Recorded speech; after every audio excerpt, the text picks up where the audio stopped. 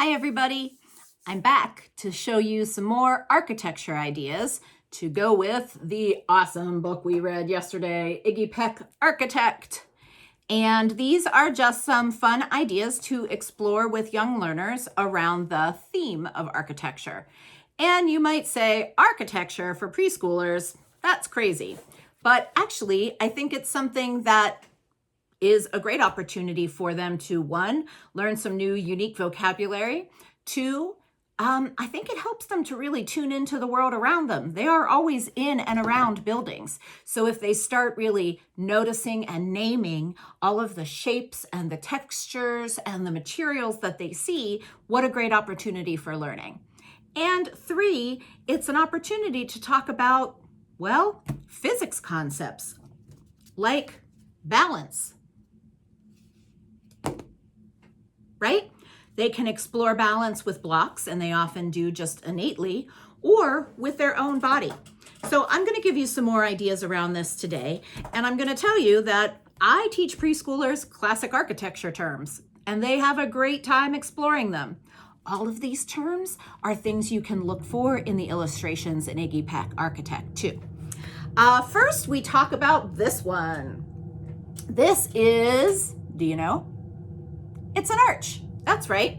This is a very famous arch in Paris. But sometimes you could download and print some pictures from the internet. You could just look at them online. But if you have an opportunity to print them and put them inside some kind of plastic sleeve protector, then you can use dry erase markers and actually trace right on the picture. Your little one can trace, and it makes the shape even more concrete and easy for them to see. This one I always compare to a certain letter in the alphabet turned on its head.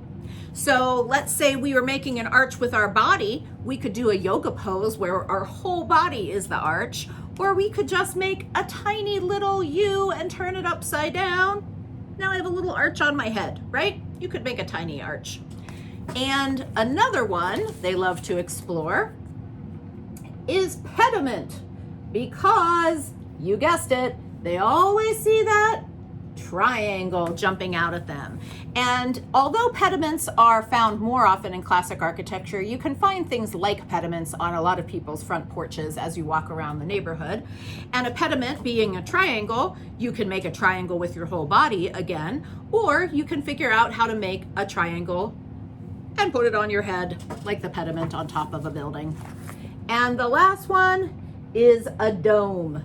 Now, if you're around a few friends, you can use everybody working together to make a dome. A little harder to make one just by yourself. I suppose we could kind of make a dome shape and put a dome on our head like a building.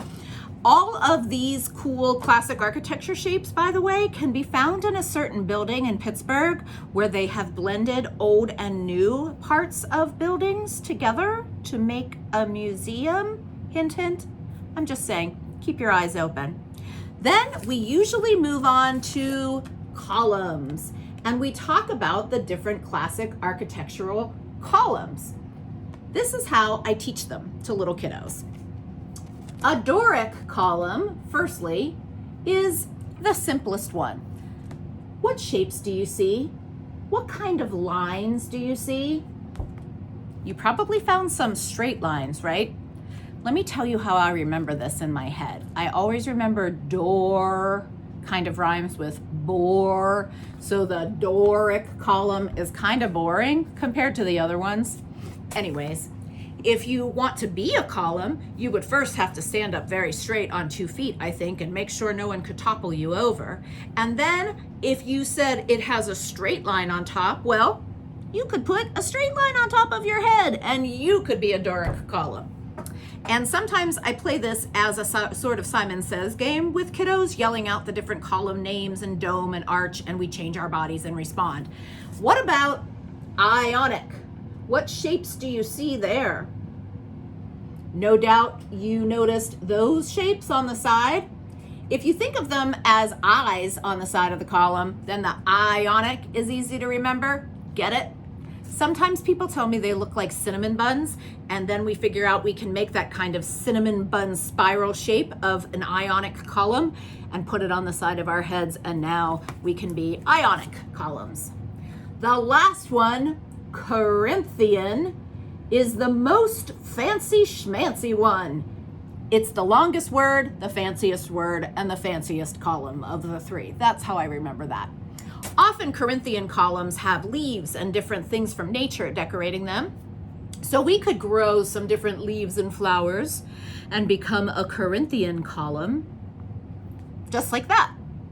So again, I teach these concepts as things we can explore with our whole body physically, things we can draw and look at.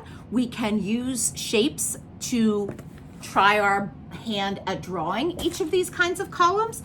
And it can be really fun when you're talking about architecture to draw on graph paper if you have any around the house, and even use a blue pencil and call it a blueprint.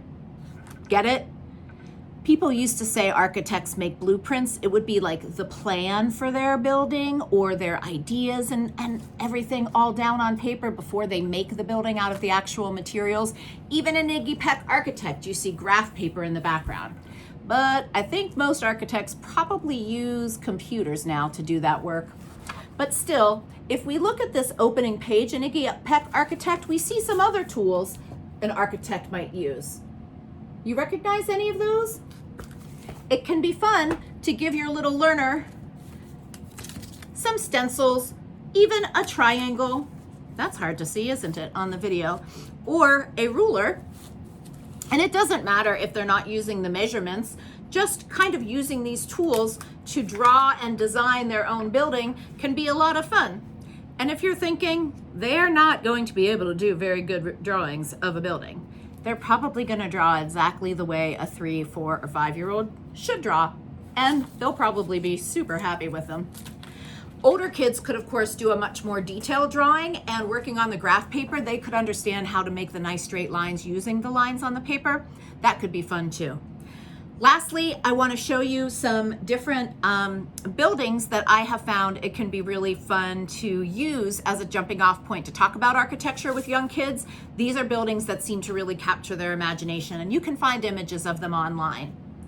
St. Basil's Cathedral has so many colors and a different kind of dome to examine. Look that one up.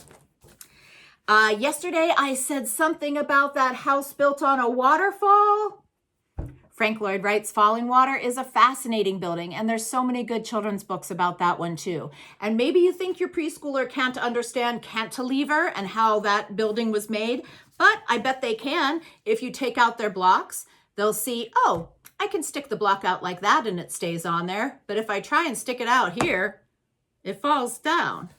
Show them how a cantilever works.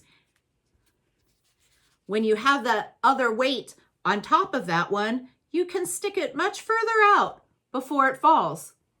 They can understand that. They can try that with books or blocks or anything around your house.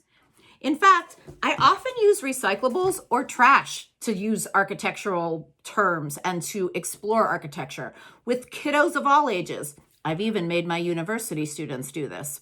We take a picture of a famous building, like the Taj Mahal, and we recreate it with trash, basically. And honestly, look at this comparison. Here's another one of Frank Lloyd Wright's famous buildings.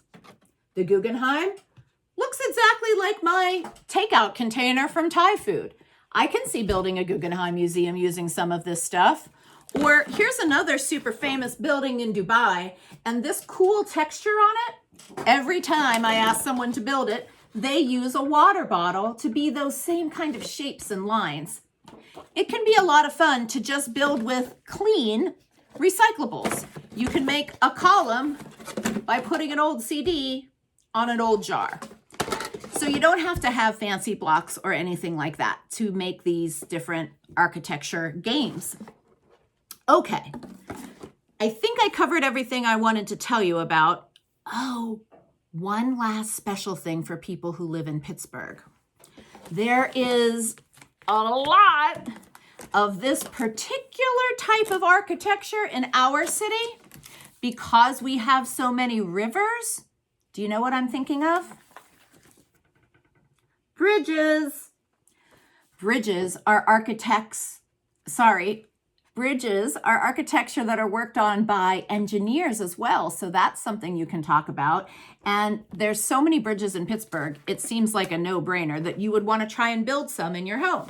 Sometimes I give kiddos just a piece of paper with some lines on it, and just that kind of hint of a road turns their play into something a bit more kind of meaningful and connected to other learning. I often give them the road and just some random blocks and things and say, oh my gosh, what if the floor was hot lava and we had to keep the ice cream truck up out of the lava? And sure enough, they figure out on their own pretty soon that they will have to make supports on each side to hold up the road.